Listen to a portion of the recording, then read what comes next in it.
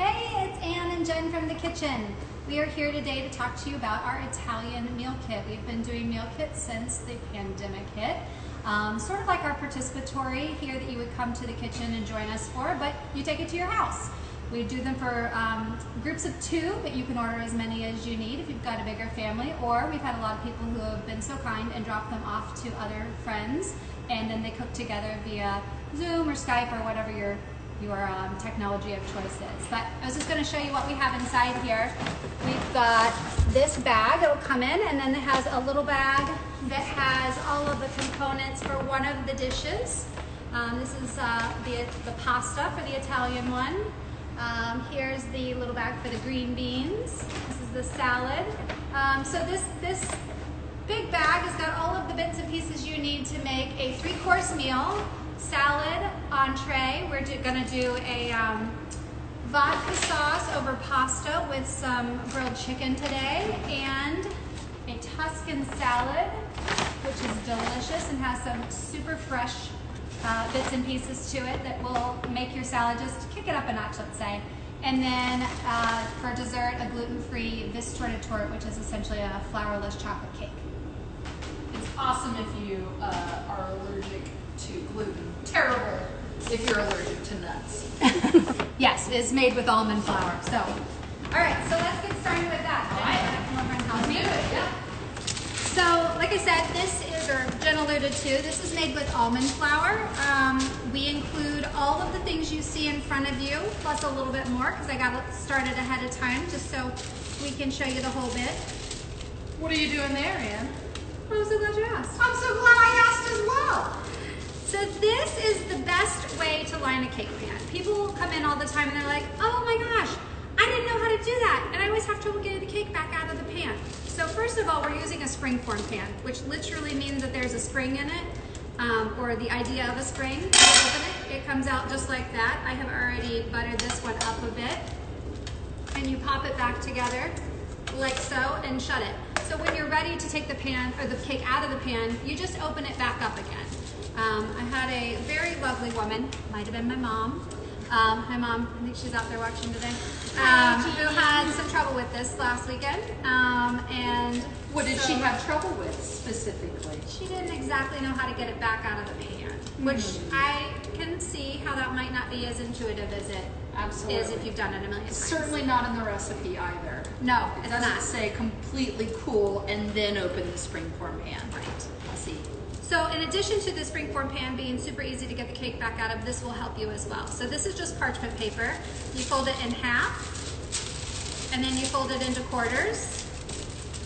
And then if you go back to kind of, I don't know, 1st or 2nd grade, you fold it a little bit like a fan. So towards itself that way, and then towards itself that way, so you end up with something that looks like this.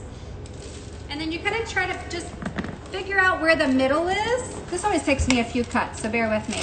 And then you just cut it off.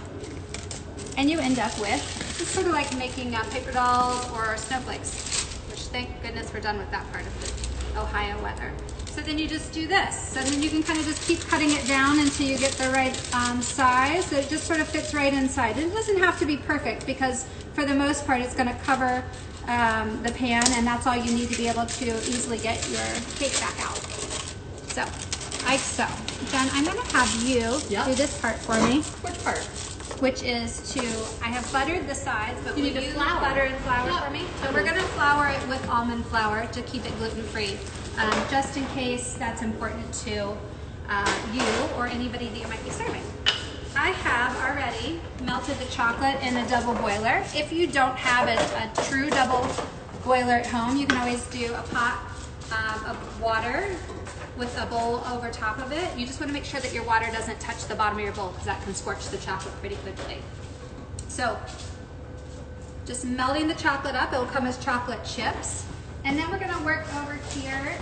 This is what the recipes, you'll get these emailed to you from us for each of the menu items that you'll be cooking. They will be emailed to you. You can print them off. You can send them to friends. You can keep them for making later at another time, however you like to have them. So the next steps are that we're going to put the butter, and I'm just going to point out, we're not using gloves because clearly we're not cooking this for anybody else today, but trust us that we are following all of the strongest COVID-19 measurements to make sure that everybody stays safe. We have a lot of protocols that we've put into place that haven't even been suggested just to take that extra next step. So we are super safe here, but since you're not eating this, we're gonna just make it look prettier and not have you see us with gloves on. Is this sufficient? That looks lovely. All right, thank you. Thank you for that. You have a job here. All right. All right, we'll put those in there. So we're gonna put this in now with some sugar.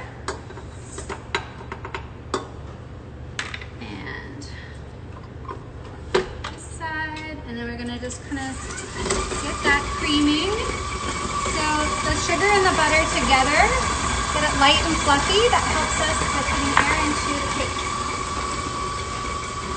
The next step is an important one. It is separating eggs. So when you get this from us, it will actually come with the eggs separated for you. But for anybody who's ever been curious about some good ways to separate eggs, I saved 2 of them to separate with you. I can get that one to not go away. So I'm gonna just separate them into whites in here and yolks in here. One way is to crack your egg and then just back and forth between the shell. And if your eggs are at room temperature, that makes this so much easier. Like, you wouldn't believe how much easier it makes them if they're at room temperature. So go ahead and set them out for even a half hour before you're ready to use them. Actually, I can just dump it into here, I guess. And then I'll use that for this. The other way is to open up the egg.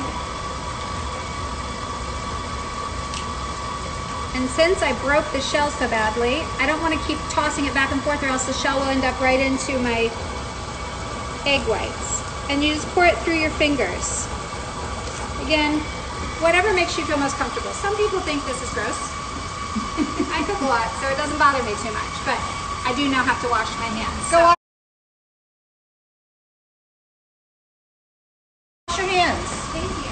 So basically this process of whipping the butter, and you have the sugar in there too, right, Ann? So you're trying to get it nice and fluffy. A lot of times people want to shortcut this particular step, but it's really regrettable if you do. You want to make certain that you are whipping it, getting your air, getting your nice fluffy texture, and starting to dissolve the sugar so that it's well incorporated when you get back to it. Speaking of getting back to it, come on, cake lady.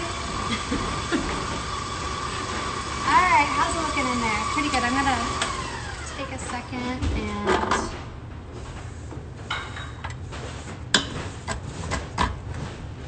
Why are you scraping the bowl down, Ann? well, because some of this sugar gets all thrown about and isn't down in the bowl to be mixed. And what you'll end up with is a bunch of butter that doesn't actually have any sugar with it. And nobody likes that, unless you're putting it on toast, maybe. So I'm gonna keep this going for a minute. And we'll come back to that. Great, well, I guess I'll get started on the sauce because the sauce takes a while to complete. Basically, we're making a vodka tomato sauce. This is what the recipe looks like. And when you get the recipe sent to you, essentially this is going to come electronic. If you're a tactile person, much like myself, I like to print stuff out, but that's not very eco-friendly. So you can also use it from your tablet or whatever. But the way that the recipe reads is that we're gonna start with the olive oil, some onion, and celery, and some carrot. So I went ahead and pre-chopped all of that jazz. This is all pre-measured. The ingredients come in whole form so that you can have some fun and chop as well. But I went ahead and started the process for us. So I'm gonna dump in the oil nice and warm. And then the way that the recipe is written is that it follows the column method.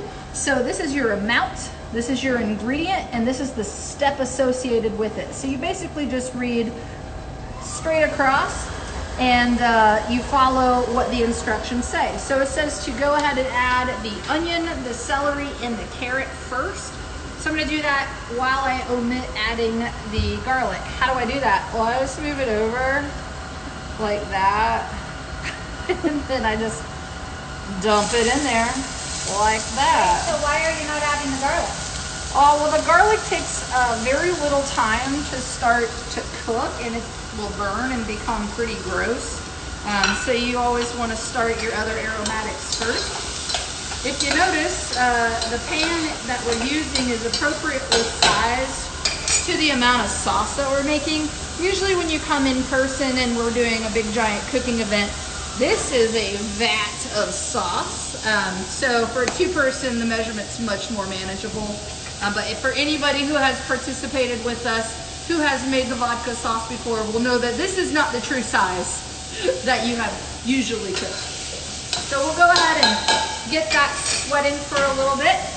This says saute it to 4 to 5 minutes. You'll notice that not all of my carrots are orange. That's okay, they're not rotten. It's just a different variety. We like to utilize a lot of local produce. In Columbus right now, carrots are not quite up yet. We still are coming out of the cold season, but we absolutely intend to support all of our local friends who are growing things as they become available. And so we're just being patient with our temperatures. We can't help it's going to frost tonight, but we will absolutely interchange those as soon as they become available. So 4 or 5 minutes, let's pretend that's happened. Again, cooking is sort of subjective. You don't have to do everything that the recipe says. You can put your own spin on it, and that's what makes cooking fun. So I got the garlic in there. We're just gonna give it a quick saute. And then basically the reason we are starting the sauce first is because of the amount of simmer time that it takes. Everybody knows that the key to a good sauce is the amount of time that you simmer it. This is what we would consider to be a quickie. This is a quick sauce to pull together. This is something that you could do. It doesn't take all day, and it still has pretty good flavor.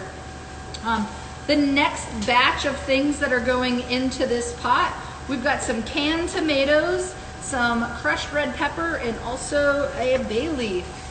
Cute little pot that it comes in. It doesn't come in this pot. It's more like a paper product when you get it, so don't expect this pot.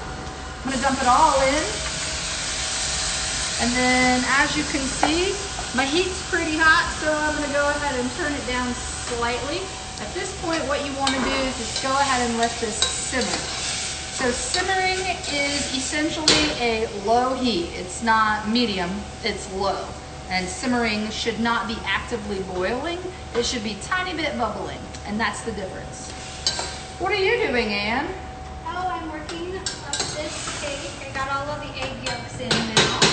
I'm gonna let it blend in a little bit, and then I'm gonna add the almond flour, and it has a little bit of brandy in it, which is delicious with a little punch, and a little salt, and then the chocolate. And then I'm gonna do the, well, first, you distracted me.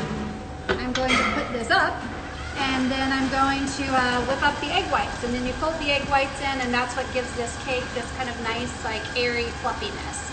So I think a lot of people think about flourless chocolate cakes, and they think of them as like kind of fudgy and dense. This one is Italian, and it's just got this like really lovely texture to it.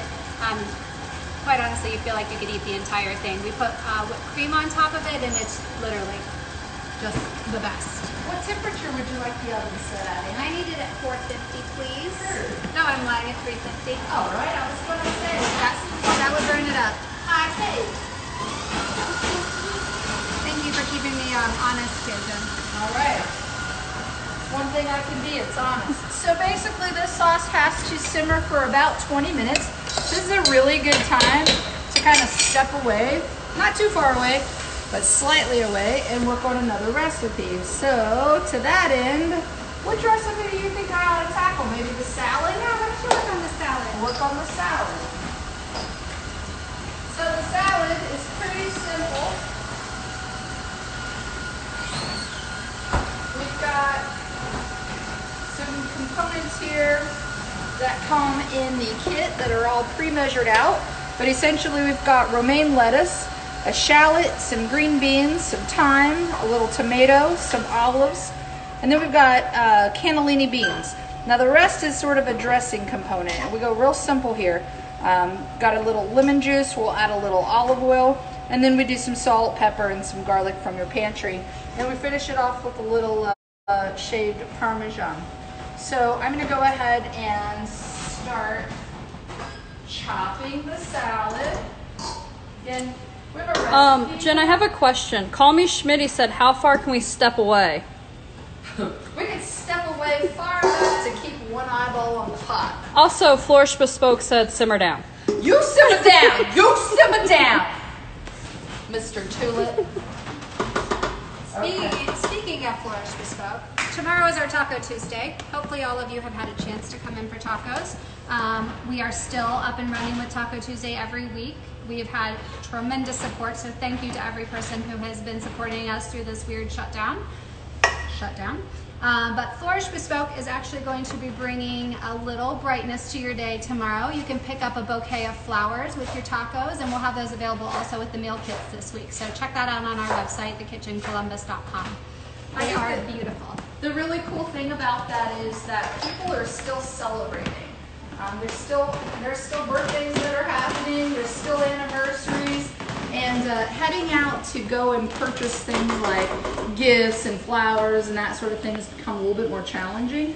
So we're trying to really think about how do we best support each other in our celebration endeavors, as well as supporting the folks who are doing all of the good things. So our good friend Bart at Flourish Bespoke is working with Sunny Meadows Farms, and they are growing beautiful flowers in this particular weather, which I don't know how that happens, but tulips, ranunculus, stock, snapdragons, I think he said. So it's just a really neat addition that we'll be able to add to the things that help people celebrate in the first place.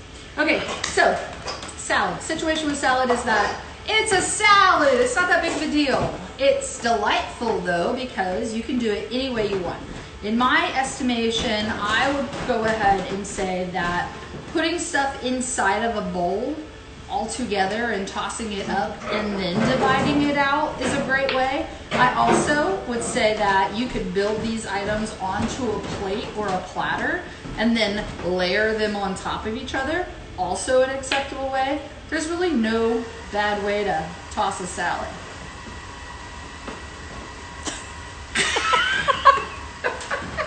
Okay, so beans. I apologize. She's been telling that joke way too long. Beans. Boom. Should I say bam? I should not say bam. We'll probably have some trademarks on that. Gotcha. And then I'll do the green beans as well. Green beans are super easy because you can just do a quick little trim peel like so. And you do not have to cut these into any particular size. I'm going to cut them in half because that's what I feel like doing with this salad. You do it any old way you feel like doing. Oh, looks like I've missed one, so that's terrible. A lot of people laughed at your joke, if it makes you feel better. Oh, no, I'm aware that it is a funny joke. Otherwise, I would have stopped saying it. Check our sauce. Will you give it a quick stir?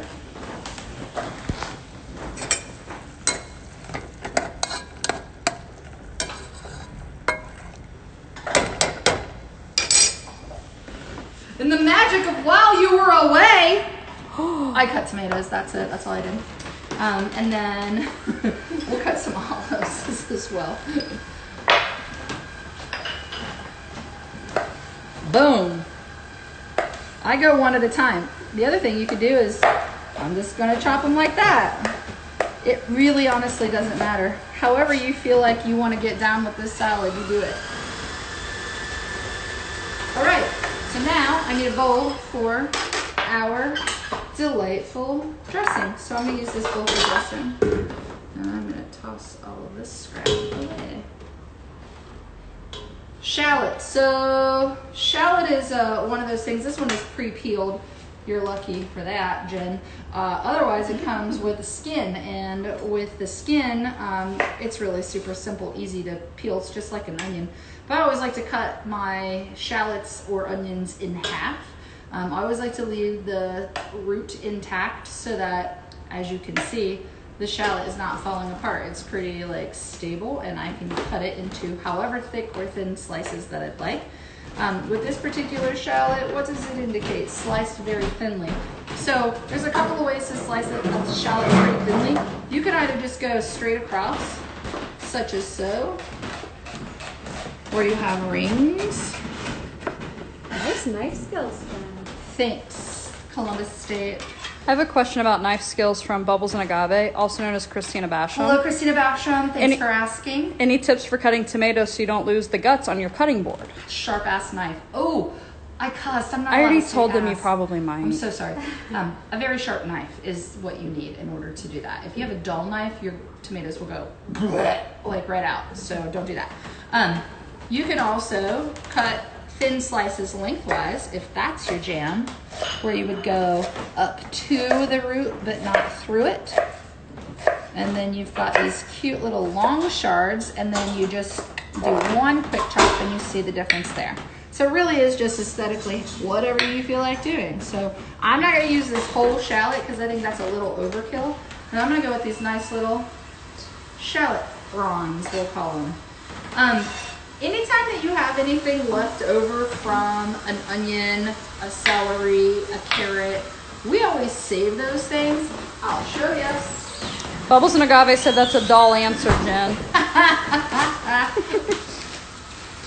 You got too much time in your hands. So we save it a stock sack, and if you'll notice, basically it's just trim from onions, shallots, garlic, celery, carrots, and then we also sometimes use like parsley stems. But we save all of these in the freezer and just keep adding to it. And then when it's time to like cook our stock, it has all of this delightful fresh produce that we are utilizing instead of like buying stuff with salt. That's terrible. And do you want to share a little bit more about our other meal kits? What else are we doing here? Oh yeah, so this is one of 4 that we have running right now. This is the Italian one. You can do it with mushrooms if you want a vegetarian version, or we do it with chicken. You can also get that one just the entree, so not with the salad or the dessert. So if you're looking for something that's a very quick meal through the week, that's a perfect option. We also have one that's called Ohio Spring. It celebrates all the great spring produce that you can get in Ohio around this time of year. There's one called Ohio Comfort that features pork chops from Blues Creek Farm and a really delicious mac and cheese with their double smoked thick cut bacon. We love those folks. We do a lot of work with them, also with Butcher and Grocer for a lot of our meats. And then we have a Spanish one that I just think the Spanish one is like, if you're really looking for a special menu, it's just fantastic. It's got such simple ingredients and such huge flavor. There's an olive swirl bread that's just to die for. If you're even somebody who's like, I don't like olives, give it a try. It will maybe change your mind about that. They all come with, like I said, 3 courses. There's usually a salad or starter of some sort, an entree with a couple of sides, and then a dessert. And the desserts that we're sending out, like this one, comes as a full cake. So it's dessert for maybe a few days, let's say. How long does the stock sack keep? Is a question from Marie. I don't want to say her last name wrong. Marie, glad you asked. If it's in your refrigerator, you probably should keep it for a few days, 3 or 4 days. The best part is that you can put it in your freezer and just keep adding to it. So in my own personal home freezer, I have a bag, a Ziploc bag, that I continuously use. And once my bag gets filled, I find myself 2 days of time and then some bones of any animal that I feel like I want to make stock from. Like, for example, this weekend was lamb. And so I cook that for 2 days, actually, at my house. And then I cool it. And then once I cool it and strain it all out, then you can freeze it. I actually have one I brought from a dear friend. Me. So if you cook stock for 2 days and it has bones in it, it will inherently have a little bit of a wobble to it because of the gelatin inside of the bones and also the cartilage. But this will be great. She's going to make a lamb biryani and use this as part of the base. All right, Ann, we're coming to visit you again. We got about 5 minutes left. Oh, great. What are you doing over here? So I'm finishing up the cake, and that is folding in egg whites that I have slightly overbeaten because I was talking to y'all, but if you just do them to about a medium fluff, it's a technical term, medium Marisa, peaks, thank you. Then what this is going to do is it's going to give the cake its lift. So we're going to fold all of these egg whites in and pile it into the dish that Jen helped us finish off. What's the difference between folding and any other technique? Because that's something we run into at our PDs here. Yeah, so a lot of times people they don't understand that folding is a very gentle technique. It is going all the way to the bottom of the bowl, picking up everything on the bottom of the bowl and folding it over the top. See how that kind of folded over? Ulterior Images said fold it in, just fold it in. Thank you. Thank you, Emily. Thank you, Emily. Brittany said, looks like everything is sold out on the website. That's just for today's meals, correct? You want to share our system, Ann? Yes. So we, because of Taco Tuesday and because we have a system that doesn't allow us to do everything we want to do, we've stocked for Taco Tuesday, so you can be purchasing tacos for tomorrow. That is all. We make it, you eat it. That's all. You don't have to cook it all. After Tacos closes tomorrow night, roughly around 7:30, 7:45, we'll restock all the meal kits and our cheese and charcuterie boards, which I think Jen really wanted to talk about because she's kind of the queen of cheese and charcuterie. But those will all go up tomorrow at 7:30, 7:45ish, and you can purchase those all the way through Sunday. So if you purchase by 10 a.m. in the morning, Wednesday through Sunday, you